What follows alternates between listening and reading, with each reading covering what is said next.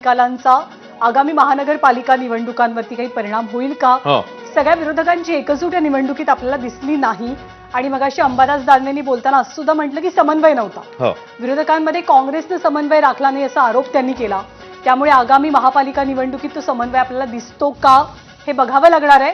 सोबतच महायुतीची प्रचंड मोठी ताकद या स्थानिक स्वराज्य संस्था निवडणुकांमध्ये आपल्याला पाहायला मिळते.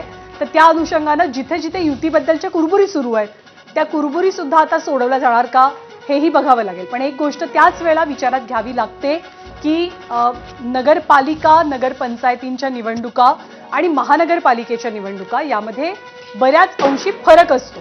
पण एकंदरीतच कार्यकर्ते म्हणा, पक्षाची इमेज म्हणा, पक्षाची ताकद म्हणा, या सगळ्यांच्या बाबतीतलं एक परसेप्शन हे मतदारांच्या मनात किंवा राज्यभरामध्ये सेट करण्यात या निवडणुका, आत्ताच्या निवडणुका अर्थातच मदत करणाऱ्या असतात. प्रचंड मोठा जल्लोष विजयी उमेदवारांचा राज्याच्या कानाकोपऱ्यात आपल्याला पाहायला मिळतोय आणि तब्बल 9 वर्षांनी झालेल्या निवडणुका असल्यामुळे जनमताचा कौल नेमका कुणाच्या बाजूनं हे जाणून घेणं सुद्धा तितकंच महत्त्वाचं होतं. महायुतीला जनतेचा कौल मिळालाय असंच चित्र आहे. कडे 128 भाजप, एकनाथ शिंदेंची शिवसेना 53, राष्ट्रवादी 36, काँग्रेस 33, शरद पवारांची राष्ट्रवादी 60, ठाकरे सेना 8 वरती अडकलेली आहे. आणि इतरांचा परफॉर्मन्स हा अर्थातच राष्ट्रवादीपेक्षा आणि उद्धव ठाकरेंच्या शिवसेनेचा पेक्षा चांगला राहिलेला आहे. खरंय, आकडेवारी आपल्या समोर आहे आणि आता ठिकठिकाणी आनंदोत्सव जो आपण सकाळपासूनच बघत होतो तो आता कुठेतरी वाढताना दिसेल. कारण जवळपास चित्र आता ज्ञानदा स्पष्ट झालेलं आहे. भाजप 128, शिवसेना 53, राष्ट्रवादी 36, काँग्रेस 33 आणि अशी सगळी आकडेवारी समोर आल्यानंतर जवळपास सगळ्या ठिकाणचं चित्र आता नगराध्यक्षपदाचा जर विचार केला तर स्पष्ट होतंय.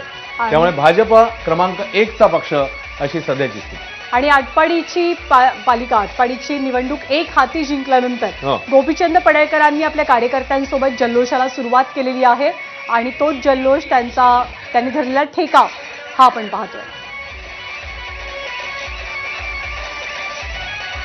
सध्या नितेश राणे बोलतात, थेट जाऊया.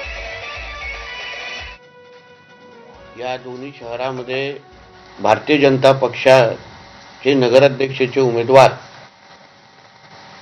सावंतवाडीमध्ये श्रद्धाताई भोसले आणि वेंगुर्ल्यामध्ये राजन गिरपजी हे दोन्ही मोठ्या मताधिक्याने निवडून आलेले आहेत.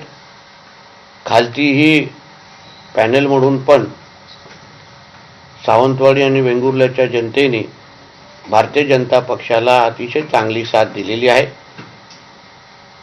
मालवणमध्ये शिवसेना च्या नगराध्यक्षाचे उमेदवार वरडकर मॅडम त्या निवडून आलेल्या आहेत आणि कणकवलीमध्ये शहर विकास आघाडीचे उमेदवार संदेश पारकरजी हे निवडून आलेले आहेत. सर्वात प्रथम जिल्ह्याचा पालकमंत्री म्हणून मी ह्या सगळ्या विजयी उमेदवारांना, नगराध्यक्ष आणि नगरसेवक या सगळ्या जणांचं मी मनापासून अभिनंदन करतो.